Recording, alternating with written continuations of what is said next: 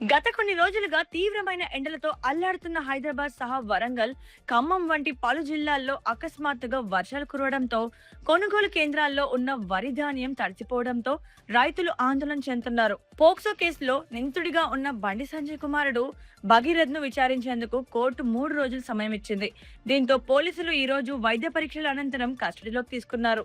సింగరేణి భవనాన్ని కాల్చేయాలంటూ బీఆర్ఎస్ నేత బాల్కా సుమన్ చేసిన వివాదాస్పద వ్యాఖ్యలపై మంత్రి పొన్నం ప్రభాకర్ తీవ్రంగా మండిపడ్డారు. ఆయనపై రైల్వే శాఖ కేసులు పెట్టాలని, బీఆర్ఎస్ పార్టీ నుంచి బహిష్కరించాలని డిమాండ్ చేశారు. నగర ప్రయాణికులకు మెరుగైన రవాణా సదుపాయాలు అందించేందుకు మంత్రి పొన్నం ప్రభాకర్ హైదరాబాద్ లో 60 కొత్త ఎలక్ట్రిక్ బస్సులను ప్రారంభించారు. పర్యావరణ కాలుష్యాన్ని తగ్గించడంలో ఈ బస్సులు ఎంతగానో తోడ్పడతాయని అధికారులు తెలిపారు.